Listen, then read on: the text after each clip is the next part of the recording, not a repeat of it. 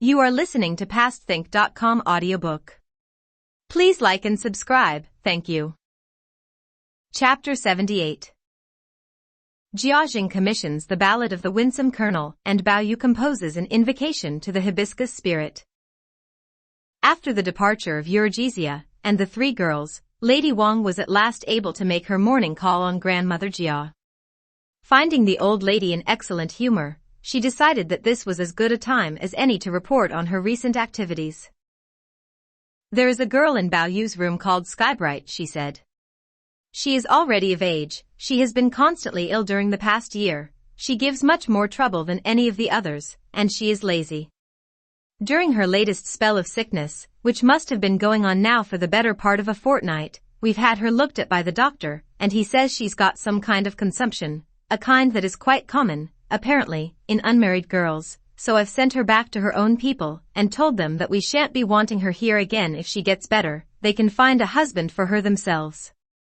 I also took it upon myself to send away those young actresses. For one thing, like most people trained in that profession, they use the most appalling language. I don't think it's very nice for the other girls to be exposed to it. And for another thing, as we no longer require them to perform for us, which is what they were trained for, I think it is only right that we should let them go. We have far too many maids as it is. If Bao Yu or the girls need any more, we can supply them from the regular staff, they don't need young actresses to wait on them." Grandmother Jia nodded. "That sounds quite sensible. I had been thinking along those lines myself. About Skybright though, I always thought she was an excellent maid, she expressed herself well. She was much the best needlewoman I ever had. I had been thinking of eventually giving her to Bao Yu to keep. I'm sorry to hear she has changed so much for the worse." "I'm sure you were not mistaken in her," said Lady Wang, smiling. "Let's just say that the girl was not destined to be fortunate, hence this perpetual sickness. For a growing girl there are 18 hazards, the proverb says. Quite apart from that, I think these very gifted people are apt to play up a bit, as I am sure you, mother, with all your rich experience must have noticed. 3 years ago I, too, was thinking about choosing someone permanent for Bao Yu, and to begin with I, too, thought of Skybright as the likeliest choice. But after watching her very carefully, I came to the conclusion that, although better qualified than the others in so many particulars, she is not really a very dependable person. For all-round dependability, I think Aroma is very much her superior. I know they say a wife for virtue and a concubine for beauty, but even in choosing a concubine, I think the girl with a considerate nature and a sense of responsibility is to be preferred. Aroma may not be as good-looking as Skybright, but in other respects I should rate her qualifications as a chamber wife very highly. Her behavior is so mature, and yet at the same time she is such a simple, good-natured girl. During all the years that she has been with Bao Yu she has never once misbehaved herself. In fact, whenever Bao Yu gets into one of his wild or silly moods, she does her best to talk him out of it. I waited 2 whole years to see if she was really as good as I thought she was, and when, at the end of all that time, I had found no fault in her, I made a private arrangement to have her maid's allowance stopped and 2 taels paid to her each month out of my own allowance. Aroma herself was the only person I told about this, because I thought she could do with the encouragement. I deliberately kept it from everyone else, partly because if Sir Jing had got to hear about it he would almost certainly have said that Bao Yu was too young for a chamber wife, and that having one would distract him from his studies, and partly because if Bao Yu himself thought of her as a chamber wife, he would be less inclined to listen to her good advice and would become more ungovernable than ever. "I see," said Grandmother Jia, smiling. "Oh well, that's all right then. Even better. Aroma never had much to say for herself, in my recollection. I always thought her rather a dull little stick. However, you obviously know her much better than I do. I'm sure you can't be wrong. I certainly think it very wise of you not to have told Bao Yu himself about this, and I hope all of us here will continue to keep quiet about it. I am sure you are right in thinking that he is the sort of person who, when he is married, will never listen to a wife's or a concubine's advice. He's a strange boy. I don't really understand him. I've certainly never known another one like him. His other kinds of naughtiness I can understand, It's this passion for spending all his time with maids that I find so hard to make out. It used at one time to worry me. I thought it must be because he had reached puberty and was having experiences with them, but after watching him very carefully, I came to the conclusion that it wasn't that at all. It's very, very strange. Perhaps he was a maid himself in some past life. Perhaps he ought to have been a girl. Lady Wang and the others laughed. Lady Wang then went on to tell Grandmother Jia how highly Jiaxing had spoken of Bao Yu that morning, and how he had taken Bao Yu and the other two boys with him on an outing. Grandmother Jia was delighted. Not long after this, Ying Chun appeared, dressed in her going-out clothes, to take leave of Grandmother Jia and Lady Wang before going next door to stay with Lady Xing. Shifeng called in, too, for her morning duty call, and stayed to wait on the old lady while she took her lunch, and to joke with her for a while after it was finished. When the old lady had settled herself down for her after-lunch nap, Lady Wang called to Shifeng to accompany her back to her own apartment. She asked her whether she had started taking the ginseng pills yet. No, not yet, Shifeng told her, because she was still taking the infusions, but her aunt was not to worry, because she was now feeling completely better. Observing that she certainly seemed to have got her old cheerfulness back, her aunt was inclined to believe her. She told her about her dismissal of Skybright and the other girls. This led her to another topic. Why did your cousin Chai go back home without telling anyone? Doesn't anyone know? When I was making my inspection yesterday, I decided to take a look at Wan's servants as well. That new nurse she has got for little Lon is quite unsuitable. In fact, I don't like the look of her at all. I said to Wan, I don't care how you do it, my dear, but you must get rid of that woman at once. Lon is old enough to do without a nurse now in any case.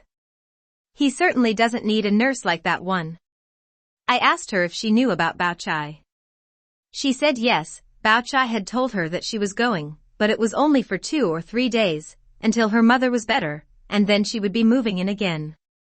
Well, I know for a fact that there is nothing much wrong with your aunt, a bit of a cough and some backache, but then she always gets that at this time of year.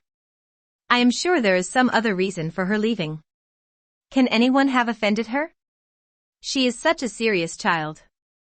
I should hate to think of anyone offending her after our two families have been getting on so well together all these years. Who could possibly have offended her, said Shifeng, smiling. I wondered if Bao Yu might have done, said Lady Wang. He is so careless about what he says, so tactless. When he gets excited he is capable of saying almost anything. I don't think you have much to worry about on that account, said Shifeng.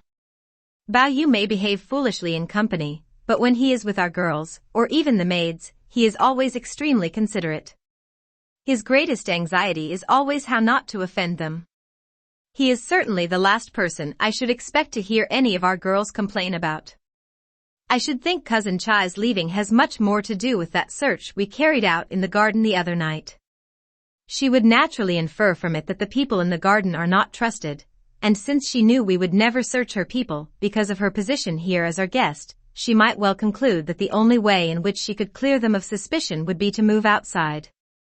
I'm sure that's why she went, to avoid suspicion. To Lady Wang, too, this seemed the most likely explanation. She studied the floor thoughtfully for some moments, then she had Bao Chai summoned, explained to her what had happened, and assured her that she must not think herself under the least suspicion. She must move back into the garden at once and continue living there as before.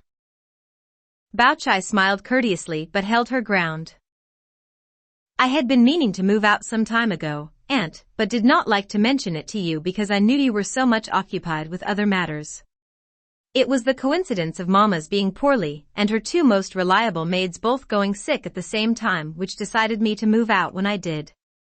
Now that you know about my leaving, I should like to ask formally for permission to move out my things. Lady Wang and Shifeng both laughed. You are too unbending, said Lady Wang. Do, please, move in again. Do not allow a trifle like this to come between us. Bao Chai smiled. I assure you, Aunt, you are quite mistaken. It really isn't because of what you think that I am leaving the garden. It is because Mama has been in rather low spirits lately, and there's no one but me for her to rely on during the night. And besides, Pan is getting married shortly, and there is still a lot of sewing to do and household things to get. Mama badly needs to have me at hand all the time to help her with the preparations. You know how things are in my family, so you know that I am not making this up. And there is another reason. Ever since I first moved into the garden, the little southeast corner gate has been left open. This was done specially for our convenience, but of course there is nothing to prevent anyone else using it who wants to take a shortcut. No one going through it is ever questioned. Now suppose the wrong person got in by that way and something awful happened. It would make it very awkward for all of us. When I first moved into the garden it didn't matter much one way or the other if I spent the nights there. We were all very much younger then, and there wasn't so much that needed doing at home. It seemed better for me to be sewing or playing in the garden with the other girls than moping at home on my own. But now we are older it is rather different. I am sure that the worries you have had during this past year or two have been aggravated by the fact that the garden is too big to keep all the time under your surveillance. Any reduction in the number of people living there means some reduction in the number of your worries. That is why I am not only determined to move permanently out of the garden myself, Aunt, but would seriously urge you to make whatever other reduction in numbers may be necessary. You mustn't think that for a great household like yours to retrench would be undignified. Look how modestly we live nowadays. It was a very different style we used to live in when I was a little girl. It was unusual for Bao Chai to speak at such length. When she had finished, Shi Feng turned with an amused expression to Lady Wang. I think you will have to let her have her way, Aunt. You can't force her to move in if she doesn't want to. Lady Wang nodded. I find what you say unanswerable, she told Bao Chai. You will have to do as you think best. While she was speaking, Bao Yu came in to report that he was back. Father is still at the party, he said. He told us to come back now because he was afraid it might be going on much longer, and he didn't want us coming back in the dark. I hope you didn't disgrace yourself, said Lady Wang anxiously. Not in the least, said Bao Yu. Look at all the loot we've brought back. The old women from the inner gate who, as he entered, had relieved his pages of the things they had been carrying, now came forward with them for Lady Wang to inspect. There were 3 fans, 3 fan pendants, 3 boxes of writing brushes, 3 boxes of ink sticks, 3 rosaries and 3 jade belt buckles, one of everything for each of the 3 boys. The fans and fan pendants are from Academician Mei, said Bao Yu. The ink sticks and brushes are from Vice President Yang, and the rosaries and buckles are from Undersecretary Li. He fished out a little sandalwood Buddha charm from inside his jacket. This is from the Duke of Qinghua. He only gave one to me. Lady Wang questioned him about the other people who had been present, and the poems that had been composed. She told someone to take Bao Yu's share of the presents, and go with him, and the other 2 boys to see Grandmother Jia. Grandmother Jia was of course delighted, and Bao Yu found himself having to answer all the same questions over again.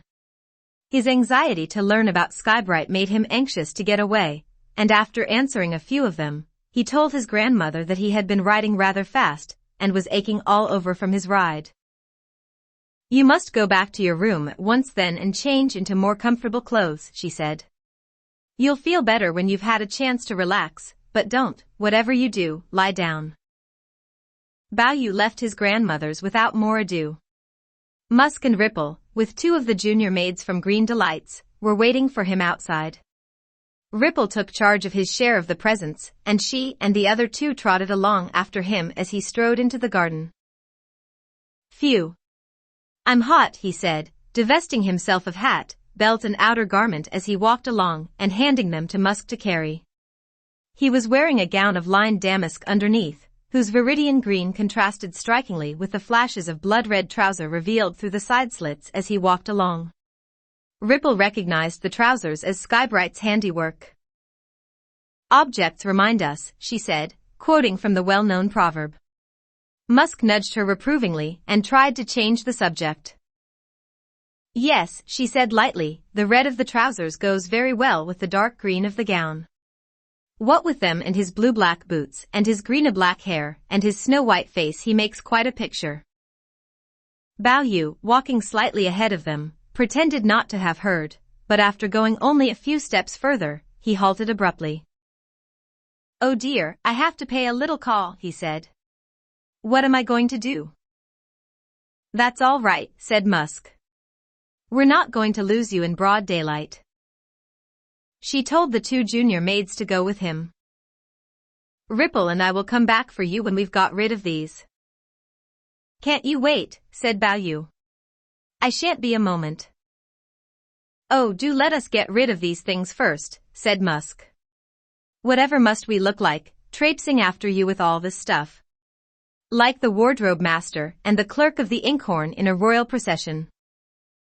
Bao Yu, who had been hoping that they would go, indicated that they might do so, and went off with the two junior maids to a secluded corner behind some rocks where he could question them.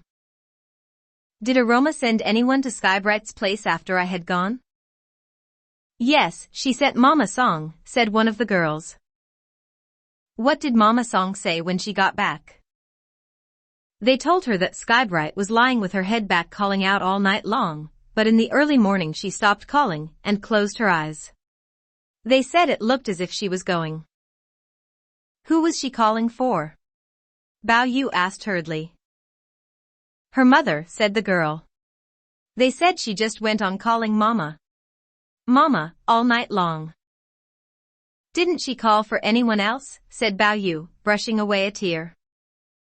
They didn't mention anyone else, said the girl. Oh, you're a silly girl, said Bao Yu impatiently. I'm sure you must have misheard. She certainly is a silly girl, the other little maid piped up. A sharp little creature, she had sensed at once what Bao Yu was hoping for and was willing to supply it. I not only heard exactly what Mrs. Song said, I even managed to slip out and see Skybright myself.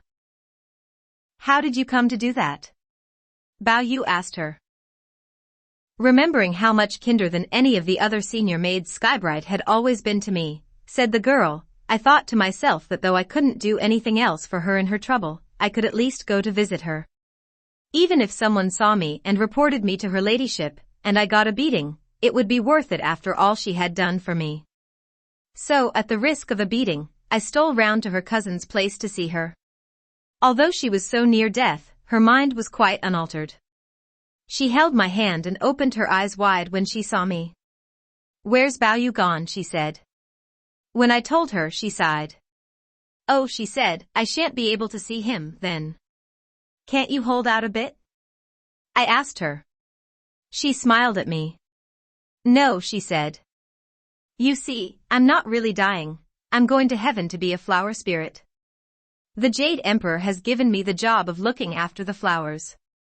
She said, I have to leave at 2:30 to take up the job, and Bao Yu won't be home until 2:45, so we shall miss seeing each other by only 1/4 of an hour. Usually when people are dying, King Yama sends his demons to fetch their souls, and if you want to delay a bit, all you have to do is burn a bit of spirit money, and make a little offering of some rice and tea, and they will leave you alone for a few minutes, while they go after the money and stuff. But when the heavenly messengers summon you, it's different. You can't keep them waiting for a single moment. At the time I didn't quite believe her, but when I got back I kept my eye on the clock, and sure enough it was exactly 2:45, as she'd said it would be, when they told us you've got back and we were to go over and wait for you. You can't read, said Bao Yu, so you wouldn't know about these things. But there are in fact flower spirits, I've read about them. Not only is there a spirit in charge of all the flowers, but there are also lesser spirits in charge of each separate kind of flower. I wonder which Skybright is going to be. The little maid quickly glanced round the garden for inspiration. Her eye lit on some hibiscus bushes which, this being now the second half of autumn, were already in full bloom.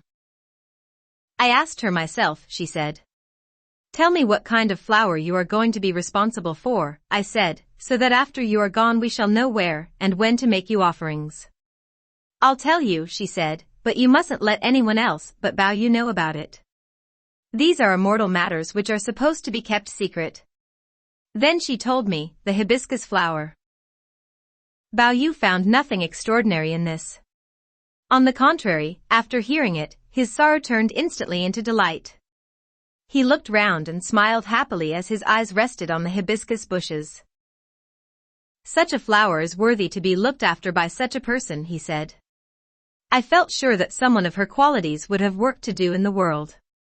But, he became sad once more as he reflected, although her sufferings are over, it still means that I shall never see her again. Then it occurred to him that, though he had failed to be with her at the end, there was nothing to stop him going to see her now, and paying his last respects to her body. After the 5 or 6 years she had been with him, and all that she had done for him in that time, he surely owed it to her. He hurried back to carry out this resolve, running into Musk and Ripple on his way. They had just started out again to look for him. Back at Green Delights he hurriedly dressed up again, and, telling the girls that he was going to pay a call on Dayu, slipped out of the garden, and made his way, on his own this time, to the place where he had visited Skybright the day before, expecting to find her laid out there in her coffin. Skybright had died not, as the lying maid had said, that afternoon, but early in the morning. As soon as she had breathed her last, the cousin and his wife had gone to the mansion to tell Lady Wang in the hope of getting some money out of her for the funeral.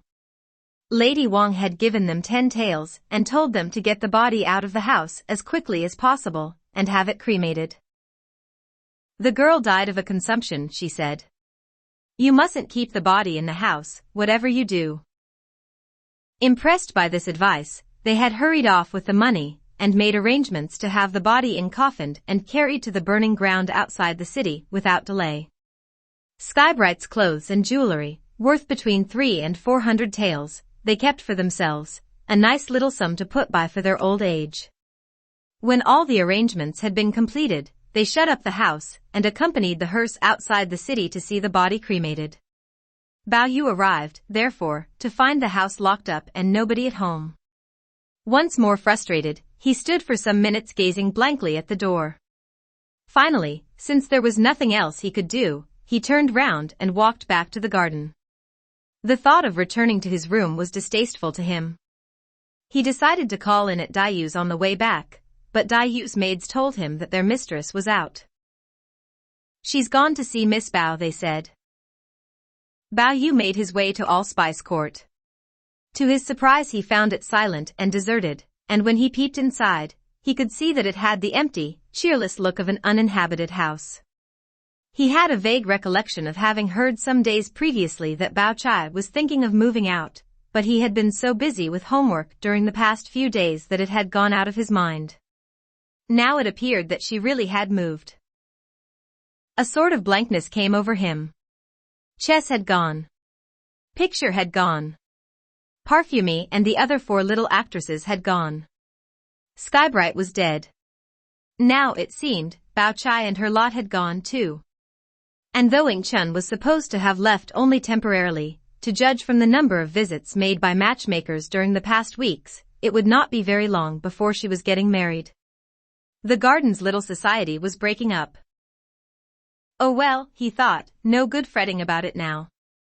I'll go and enjoy Dayu's company for a while, and after that, I've still got Aroma to go back to. It looks as if we 3 will soon be the only ones left. In that philosophical frame of mind he went back to the Naiad's house, but Dayu had still not returned. Just as he was wondering where else he could go, a maid from Lady Wang's apartment came up to him with a message from his mother. The master's back now and wants to see you. He says he's got a good subject for a poem, and you are to come at once. Bao Yu was obliged to accompany the girl to his mother's apartment, but by the time he got there, his father had already gone. Lady Wang ordered some of her women to accompany him to his father's study outside. He found Jiaxing discussing the highlights of the chrysanthemum viewing party with his literary gentleman. Shortly before the gathering broke up, he was telling them there was some discussion about an episode from the history of the last dynasty. It was a story in which the romantic, the edifying, the heroic, and the pathetic were all exemplified, indeed, one of the most remarkable stories I have ever heard. Everyone present agreed that it deserved a poem to commemorate it. "Pray tell us the story," said the literary gentleman, intrigued. "It seems that there was a member of the imperial clan called Prince Hung," Jiajing began, "who had gone out to become military governor of Qingzhou. As well as being a fanatically keen soldier, the prince was inordinately fond of female company, and in the free time left over from his official duties, found a way of combining these two interests by recruiting a large number of beautiful young women whom he had trained in military arts. Every day these young women would be made to engage in mock combat and other warlike exercises for the prince's entertainment. The most beautiful and also the most militarily accomplished of these young women was a certain Miss Lin, who, because she was the fourth daughter in her family, was known by the name of Fourth Sister Lin. Prince Heng thought so highly of her that he gave her a colonelcy and put her in command of the whole female troop. From then on he took to calling her Colonel Winsome, or the Winsome Colonel. "How priceless," exclaimed the literary gentleman rapturously. "The Winsome Colonel. What a marvelous combination. Surely this Prince Heng must have been one of the most eccentrically romantic persons the world has known?" "One could certainly call him that," said Jiajing. "But there is stranger still to follow." "Stranger still," said the literary gentleman with surprise. "Then this must be a very strange tale indeed." "In the second year of his governorship," said Jiajing, "a horde of bandits, latter-day descendants of the yellow turbans and red eyebrows of the Han period, swept over the whole of Shantung province, looting and pillaging as they went. The prince, scorning to mobilize fully against an enemy whom he regarded as a mere rabblement of sheep and curs, took the field against them himself at the head of only a light force of cavalry. But the rebel leadership, by an unexpected combination of cunning and low trickery, defeated him in 2 successive engagements. In the second of these the prince himself died fighting. In Qingzhou the civil and military authorities were in a panic. What could you or I hope to do when the prince himself has failed? They asked each other, and began to make plans for yielding up the city to the rebels. But Fourth Sister Lin's reaction to the grim news was to gather her fellow officers together and address them as follows. "Our beloved prince's goodness to us was such that we could never have repaid even a small fraction of it as long as we lived. Now that he has laid down his life for his country, I feel that we in turn ought to lay our lives down for him. Those who feel as I do, follow me. Those who do not are free to leave now, while there is time." "We will follow you," the girls cried with a single voice, and that night, under the cover of darkness, they rode out from the walls of Qingzhou into the midst of the rebel camp. At first, because the rebels were unprepared, they succeeded in killing and decapitating several of their leaders, but it was not long before those in the camp realized that the raiders were a party of women who could easily be overcome if offered determined resistance. Seizing their weapons and rallying themselves together, they fell upon Fourth Sister Lin and her band with such ferocity that soon the girls' heroic vow to die for their prince was fulfilled, for not a single one of them was left alive. The emperor and the entire court were deeply affected when news of this was brought to them. It is to be assumed that a suitable person was then appointed to command operations against the rebels, and that the rebel horde melted away at the first appearance of the imperial forces. We are not concerned with that. But what of Fourth Sister Lin, gentlemen? Do you not find her an admirable person? Admirable indeed, said the literary gentleman. And what a marvelous subject for a poem. We must all of us try to make one up about her. One of their number took a writing brush and inkstone and wrote down the story almost exactly as Jiajing had told it, slightly modifying it here and there in the interest of style, to serve as a short preface for their poem. When he had finished it, he handed it to Jiajing for his approval. Yes, that seems to me exactly as it should be, said Jiajing after glancing briefly through it. It was a preface rather like this one that started off the discussion at our gathering. An imperial directive was received at the department yesterday asking for a search to be made in the records of this and the preceding dynasty for hitherto neglected instances of outstanding merit deserving some posthumous recognition. No class of persons was to be excluded. Monks, runs, beggars, women and girls, all were eligible. Wherever exceptional merit could be established, A brief account of it was to be forwarded to the Board of Rights for inclusion in the list of recommendations. The preface they were discussing at our gathering was a copy of the account sent in by our department to the board. It was reading that preface that gave those present the idea that they should write a winsome kernel poem in commemoration of fourth sister Lin's heroic loyalty. And very right that they should, said the literary gentleman smilingly. But what is most admirable of all about this story is the tireless benevolence of the present court, which led to the unearthing of this forgotten heroism. Surely this is a thing unparalleled in any former age? The Tang poet's line. This holy age, when nothing good's omitted, might almost have been written in anticipation of the present reign. Indeed. Jiaxing nodded gravely. By this time Jia Huan and Jia Lan had also arrived. Jiaxing allowed the three boys to look at the preface, and then told them that he wanted a poem from each one of them. He would award a prize to whoever completed one first, and another prize for the best poem. Jia Huan and Jia Lan had several times recently been called upon to compose in company, and so were not unduly nervous on this occasion. After reading the preface, all three boys went off into separate corners to think. Jia Lan was the first to finish a poem, and Jia Huan, fearful of being outstripped by his young nephew, made haste to follow.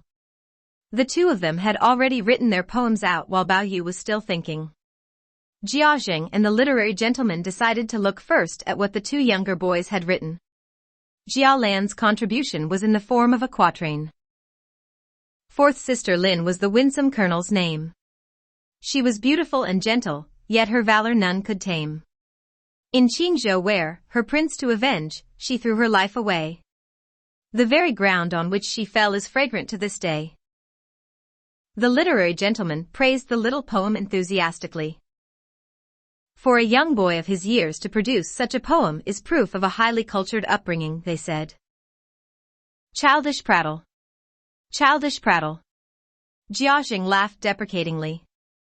Still, for one of his tender years it is quite a creditable effort. Next they read Jia Huan's contribution. It was a regulated verse poem in pentameters. The lovely lady would not sit and grieve. For sterner thoughts her warlike breast did fill.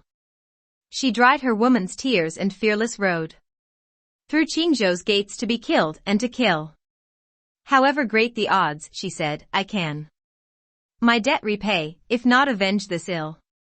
The inscription graved upon her tomb shall be, here buried lies the world's fidelity. Ah yes, said the literary gentleman. What a difference those few years between them make. This is quite a different approach. I suppose it's not too bad, said Jiaxing, but it doesn't really do justice to the subject. Oh well, as to that, said the literary gentleman. After all, our young friend is not so very much older than his nephew. Old heads are not to be expected on young shoulders. Give them a few more years and I don't doubt we shall have a pair of poets in our midst to rival Ruan Ji and his nephew Ruan Xian.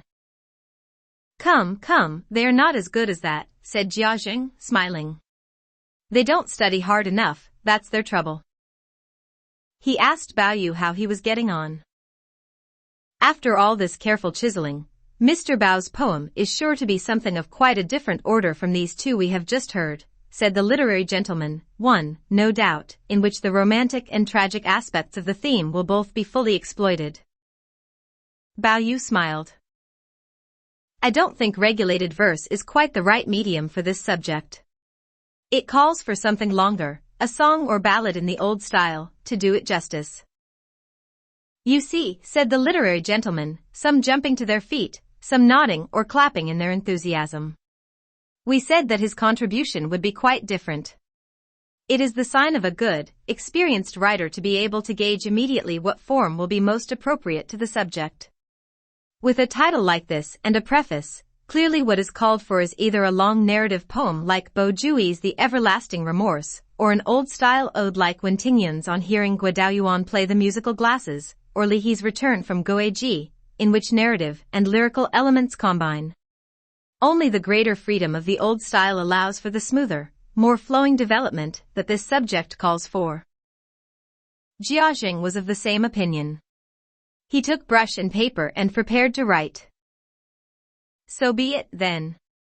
Recite your lines, my boy, and I shall take them down for you. They had better be good after this boastful preliminary, or I shall beat your bottom. Bao Yu recited his first line. Prince Heng was fond of a pretty face and of martial arts also. Jiajing copied the words down, and then shook his head over what he had written. Vulgar and pedestrian.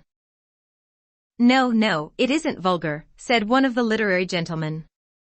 That is what the ballad style is like. Wait and see how it goes on. All right, we'll let it pass, said Jiajing. Bao Yu continued. So he trained the ladies of his court to ride and draw the bow. In ravishing songs and beguiling dances the prince took no delight. But to watch the pike drill he was fain of fair maids in a row. He waited while Jiajing finished writing down the lines. The literary gentlemen professed themselves particularly impressed by the ravishing song's line, claiming to see a quality of rugged strength in it which they deemed highly appropriate in a ballad. The fourth line, which they called pure narrative, was also, they thought, exactly as it should be. You shouldn't praise the boy so, said Jiajing. You will turn his head. Let's see how he manages to develop this in his second stanza. Bao Yu recited. As he watched them drill, he scarcely saw the clouds of dust arise. 'Twas the lovely colonel's lamplit face that swam before his eyes. Bravo, shouted the literary gentleman. He scarcely saw the clouds of dust leads us on to the lamplit face of the heroine. A most ingenious development. The way every word is used in these two lines is quite masterful. Bao Yu continued. When the rosy lips framed their harsh commands he could smell the mouth's sweet breath. But the weapons oft shook in the fair white hands, too weak for such exercise. The literary gentlemen laughed and clapped their hands. What a wonderful picture! I think friend Bao must have been among those present at the time. He saw the white hand shake and smelt the perfume. How else could he describe it all so vividly? Bao Yu laughed. Women drilling, however bold and fierce they might be, could never look quite the same as men. One can assume the occasional softness creeping in without having had any special experience.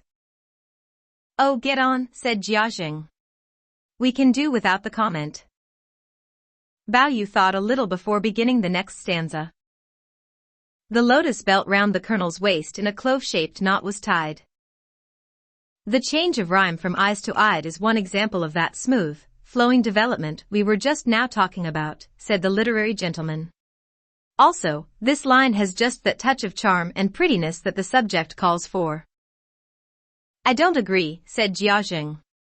I don't like this line at all. We have already heard about her mouth's sweet breath and her fair white hand in the last stanza. Why does he need to go on in this strain? I think it is mere weakness of invention that leads to this piling up of descriptive bric-a-brac.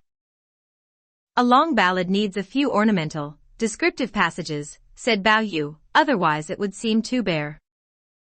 You are continuing the same kind of description into a new stanza, said Jiajing. When are you going to get on to her warlike side? If you have another 2 or 3 lines of this kind of stuff, it's going to seem like drawing legs on a snake. All right, said Bao Yu. I'll try to make a quick change to the warlike side, and then finish the whole description off in this one stanza. What a genius, said Jiajing sarcastically. You begin with a line that looks like the first item in a long catalogue, and now you are talking about instant changes and abrupt conclusions. I think you may find that you have bitten off rather more than you can chew. Bao Yu hung his head and pondered a while before finally coming out with this line. Yet it was not strung pearls that hung from it, but the good sword at her side. Will that do? He asked anxiously. The literary gentleman banged on the table and cheered. We'll leave it, said Jiajing. Carry on. If it will do, I'll continue as I've planned, said Bao Yu. If not, it would be better to cross it out, and I'll try to think of something completely different, and develop in another direction. Jiaxing shouted at him angrily. Hold your tongue, sir. Do it again if it's not good enough, indeed. How many times do you propose to go on trying? 10 times? 100? Save your energy and get on. Bao Yu resigned himself to developing from the line he had just recited. He thought for some moments before continuing. When late at night the jousting ended, her courage was quite spent, and her handkerchief with carmine sweat from her streaming face was dyed. That's the end of another stanza, said Jiaxing. Now how are you going on? Bao Yu continued. Next year the whole northeast land with rebels was a run. Like ravening beasts, or swarming bees after the queen has flown. A run is good, said the literary gentleman. It is little touches like that show the master hand at work. The narrative style in this stanza is good too. Lively. Bao Yu continued. The prince led forth the emperor's men the rebel hordes to quell. He fought them once and he fought them twice, but his army was overthrown. A stench of blood upon the wind blighted the standing corn. And on empty tents and an empty camp the setting sun went down. 'Twas the rainy time, and sounding rills down the lone green hillsides sped. When Prince Heng, his fighting ended, on the battlefield lay dead. Now rain has washed the white bones clean, but not the blood-soaked grass. And as the moon rises, shivering ghosts stand at each corpse's head. Brilliant, cried the literary gentleman. The narrative style, the imagery, the choice of words are all quite perfect. But now what about fourth sister Lin? What ingenious new development will bring her back upon the scene? Bao Yu recited. The officers refused to fight for fear they might be killed. And with no defenders, Qinzhou's fate seemed already to be sealed. But though the men were all afraid, the girls were loyal and true. And among them Prince Heng's favorite with a special zeal was filled. Neatly turned, said the literary gentleman. It took 4 lines to do it, though, said Jiaxing. Too much. And I expect there is more useless verbiage to follow. Bao Yu continued. Now who the prince's favorite was to you shall be revealed. Fourth sister Lin she was by name, the winsome colonel called. She rallied her companions fair and issued a command. And like a troop of lovely flowers they rode into the field. Their heavy saddle cloths are wet with tears of the spring sky's woe. And the iron of their armor chills them, as through the cold night they go. Though the outcome may be uncertain, they have taken a solemn vow. Whatever befall, before they die, for the prince to strike a blow. But what chance against their savage foe had that gallant band?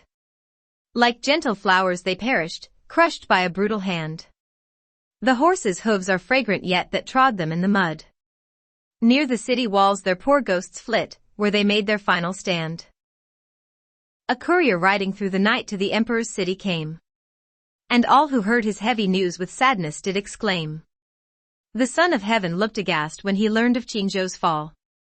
And his captains and his counselors all hung their heads for shame.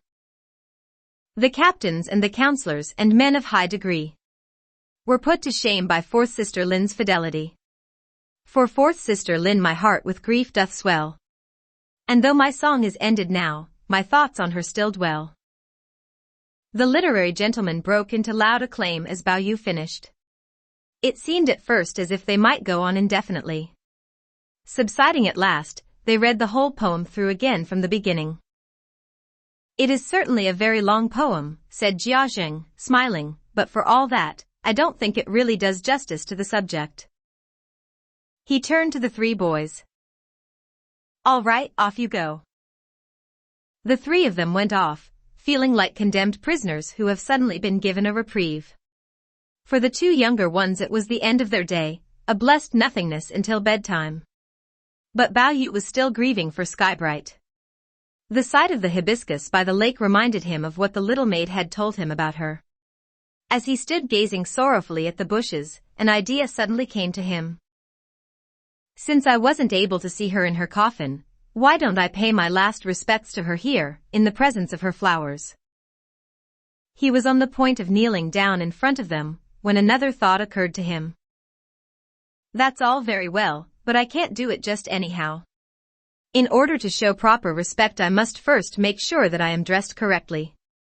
And I must prepare a little ceremony, and make her some sort of offering. This led to further cogitation. It says somewhere in the classics, where there is faith enough and goodwill, duckweed boiled in puddle water is an offering acceptable to the gods, and a dish fit to be set before princes. Proper respect evidently has nothing to do with the value of the offering. And I could always write something to read out before I made it. He began to plan what he would write. An elegy it would be called. It would be a bit like one of those long Chu poems, Lisa or The Summons of the Soul, but with elements of other things as well. And of course a lot of it would be original. He sat down and began writing it as soon as he got back to his apartment. As it was to please himself, he could be as wild and extravagant as he liked and compose as quickly as his imagination would let him. Soon the draft was finished, and he took a piece of white material of the kind they call mermaid silk, which he knew Skybright had been fond of, and after first writing the title on it in large characters. The Spirit of the Hibiscus, an Elegy and Invocation. He copied out the text in a neat kaishu hand and carried it with him into the garden. The little maid who had told him about Skybright's transformation had to follow him with some things for the offering on a tray, a cup of tea, some autumn flowers in a vase of water, and some charcoal in a little burner for starting a fire with. When his solemn bowings and kneelings were over, he hung the silk up on the branches of a hibiscus, and began tearfully to read out the words. The year being one in the era of immutable peace, the month that in which the sweet odors of hibiscus and cassia compete, the day, a heavy and doleful day, I, most wretched and disconsolate jade of the house of green delights, having with due reverence prepared and got together buds of flowers, silk of mermaids, water of the drenched blossoms stream and feng lu tea, all things of little value in themselves, yet sufficient to attest the devotion of a true believer, do here offer them up in sacrifice to her that has now, in the palace of the white god, become spirit of the hibiscus, having power and dominion over the flowers of autumn. It is now 16 years since the blessed spirit descended into the world of men. As to her native place and the lineage in which she was born, they were long since forgotten, but for 5 years and 8 months of that time she was, in my rising up and lying down, in my washings and combings, in my rest and play, my constant close companion and helpmate. It is to be recorded of her that in estimation she was more precious than gold or jade, in nature more pure than ice or snow, in wit more brilliant than the sun or stars, in complexion more beautiful than the moon or than flowers. Who of the maidens did not admire her accomplishments? Who among the matrons did not marvel at her sagacity? But if baleful scritch owls that hate the heights can cause the kingly eagle to be taken in a net, and rank and stinking weeds, envious of another's fragrance, can cause the sweet herb of grace to be uprooted, it is not to be thought that a shrinking flower could withstand the whirlwind's blast, or a tender willow tree be proof against the buffetings of the tempest. When the envenomed tongue of slander was wagged against her, she pined inwardly with a wasting sickness, the red of her cherry lips faded, and only sad and plaintive sounds issued out of them. The bloom of her apricot cheeks withered and none but lean and haggard looks were to be seen upon them. Slanders and slights crept from behind every curtain, thorns and thistles choked up the doors and windows of her chamber. Yet truly she had done no infamous thing. She entered a silent victim into the eternal, a wronged innocent into the everlasting, a more notable martyr, though but a mere girl, to the envy of excellence than he who was drowned at Long Sands, a more pitiable sufferer from the peril of plain dealing than he that was slain upon Feather Mountain. Yet since she stored up her bitterness in silence, none recognized the treasure that was lost in her, cut off so young. The fair cloud dispersed, leaving no means to trace the beauteous outline of its former shape. It were a hard thing to hunt out the Isle of the Blessed from among the multitudinous islands of the ocean, and bring back the immortal herb that should restore her. The raft is lost that went to look for it. It was but yesterday that I painted those delicate smoke-black eyebrows, and who is there today to warm the cold jade rings for her fingers? The medicine she drank stands yet upon the stove, the tears are still wet on the garment she once wore. The phoenix has flown and Musk's vanity box has burst apart for sorrow, the dragon has departed, and Ripple's comb has broken its teeth for grief. The magpie has forsaken my chamber, it is in vain for the maidens to hang up their needles on seventh night and pray for nimble fingers. My buckle with the love ducks is broken, the seamstress is no more who could repair the silkwork of its girdle. And this being the season of autumn when the power of metal predominates, and the white god is master of the earth, the signs themselves are melancholy. I wake from dreams of her on a lonely couch, and in an empty room. As the moon veils herself behind the trees of the garden, the moonlight, and the sweet form I dreamed of are in the same moment extinguished, as the perfume fades from the hangings of my bedchamber, the labored breath and whispered words I strove to catch at the same time fall silent. Dew pearls the pavement's moss, the launderer's beat is borne in unceasingly through my casement. Rain wets the wall fig, a flute's complaint carries uncertainly from a nearby courtyard. Her sweet name is not extinguished, for the parrot in his cage under the eaves ceases not to repeat it, and the crab-tree in my courtyard whose half-withering was a foretokening of her fate stands yet her memorial. But no more shall the sound of her lotus feet betray her at hide-and-seek behind the screen, no more will her fingers cull budding orchids for the game of match my flower in the garden. The embroidery silks are thrown aside in a tangle, never again will she cut them with her silver scissors. The sheeny silk lies creased and crumpled, never again shall her hot iron smooth out its perfumed folds. In her last hour, when I might else have gone to her, I was called in haste from the garden by a father's summons, when, grieving, I sought to take leave of her abandoned body, I could not see it because it had been removed by a mother's command, and when I was told that her corpse had been consumed, I repented of my jesting vow that we should share the same grave hole together, for that were now impossible, and that our ashes should commingle, for ash she is already become. In the burning ground by the old temple, green ghost fires flicker when the west wind blows. On its derelict mounds, scattered bones gleam whitely in the setting sun. The wind sighs in the tall trees and rustles in the dried-up grasses below. Gibbons call sadly from tombs that are hidden in the mist, and ghosts flit weeping down the alleyways between the tombs. At such times must the young man in his crimson-curtained bed seem most cruelly afflicted, at such times must the maiden beneath the yellow earth seem most cruelly ill-fated. The tears of Runan fall in bloody drops upon the wind, and the complaint of Golden Valley is made to the moon in silence. Vengeance is for demons and baleful baubles, the gentle spirits of maidens are not wont to be jealous, though wronged. Natheless shall the backbiters not lightly escape her, their mouths shall be squeezed in vices, the hearts of those cruel harridans shall be ripped, for her anger is kindled against them. Though the bond between us was a slight one, yet can it not easily be broken, and because she was ever close to me in my thoughts, I could not forbear to make earnest inquiry concerning her. Thus it was revealed to me that the god had sent down the banner of his authority, and summoned her to his palace of flowers, to the end that she who in life was like a flower should in death have dominion over the hibiscus. At first when I heard the words of the little maid touching this appointment, I thought them fantastical, but now that I have pondered them in my heart, I know them to be worthy of perfect credence. How so? Did not Faishon compel Li Yong's sleeping spirit to compose an epitaph? And was not the soul of Li He summoned in order that he might write a memorial in heaven? The circumstances may differ, but the principle is the same. God chooses his ministers according to their capabilities, else how could they discharge the duties that are required of them? And who more fit and meet than her to be given this charge that has been laid upon her? Truly, here at last she has a work that is worthy of her. And because I would have her descend here in this place, I have composed these verses to invoke her with, fearing that the common speech of mortals might be offensive to her immortal ear. The Invocation.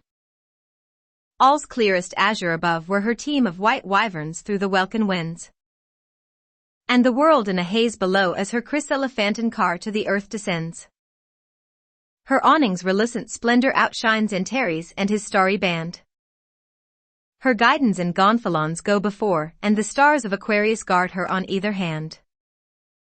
Cloud Cleaver follows as escort Moondriver gallops to clear the way ahead. I can hear the creak and trundle of chariot wheels of her phoenix-figured car's majestic tread. I can smell the enveloping perfume of her cincture from fragrant stalks of asarum twined. See the dazzle of her dress gleaming with moonjade ouches, fretted and lined. I'll strew the altar with lily-of-the-valley leaves, and have water lilies for lamps fed with orchid oil. And in chalices cunningly fashioned from calabash pour rarest metheglin flavored with pennyroyal. As I fasten my gaze on the clouds, methinks I see a faint glimmer of her face. As I strain my ear on the silence, I seem to hear a faint echo of her voice. But she, on a tryst with eternity, brooking no coarctation, has abandoned me, cruel, here in the dust to lie. Calling on Windlord in vain to drive me up after her, to ride side by side with her across the sky. My heart is all racked with teen, yet it boots not to weep and wail. You are gone now to your long sleep, against nature's order no power on earth can prevail. In the grave vault secure you rest the born, after which there is no more transformation. But to me still in bonds in this hateful when below, O Spirit, succoring come for my consolation. O Spirit, come and abide for my consolation. But what though she is present in this place? She is girt about with silence, she is veiled in a mist of invisibility, I cannot see her. Only the green-wreathed creepers that make her side screens. And the ranks of tall bulrushes, her guardsmen's spears. The sleepy willow buds waken as she approaches. And the bitter lotus seeds sweeten as she nears. The white virgin waits for her on cliffs of Cassia. From Orchid Island the water sprite comes to greet her. Jade player plays for her on a little organ. And Cold Keys sweeps the iron spine with his metal beater. The god of the mid-peaks consort comes at her bidding. The crone of Lee Mountain is summoned forth to meet her. The Lua River turtle brings her his magic offering. To the heavenly music wild beasts gambol and prance. In the deeps of Red River the dragons are humming the melody. And in Pearl Tree groves the birds of paradise dance. Seeing my reverence and my devoutness of heart, notwithstanding that I have neither vessels of gold nor vessels of bronze in which to make my offering, she drove forth her chariot from the city of sunrise to meet me, but even now her banners are returning to the garden of night. For a little moment it seemed that the invisible would become visible, but murky vapors rose up suddenly between us, and we were cut off. Clouds and mists drifted and drew together. Rain and fog veiled the heaven's light. Then rolling back, revealed the high stars. And earth all radiant in the noon of night. My mind is in a turmoil, uncertain whether I wake or dream. I gaze at the sky with sighs of disappointment, I wait in uncertainty with weeping eyes. My speech grows silent, only the music of the wind in the grove of bamboos is to be heard, and the wing beats of birds as they fly off startled, and the plopping sounds of fish as they nibble at the surface of the water. Blessed Spirit, may my lament go up to thee, may my right be acceptable to thee. Wubu Izai. Receive this offering. When he had finished reading, he made a little flame with the burner and set fire to the silk. Then he poured the tea out on the ground as a libation, scattered the flowers, and emptied the water out of the vase. He continued to linger there after he had finished, as though unable to tear himself away, and the little maid had to remind him several times that they ought to be getting back. He had just started to go when a laughing voice called out, "Stop a minute," and the maid, turning to look behind her, saw with terror that a female form was stepping out of the bushes. "Help," she cried. "It's a ghost. Skybright's spirit really has come back." Bao Yu looked back too. But whether or not it was a ghost he saw will be revealed in the following chapter.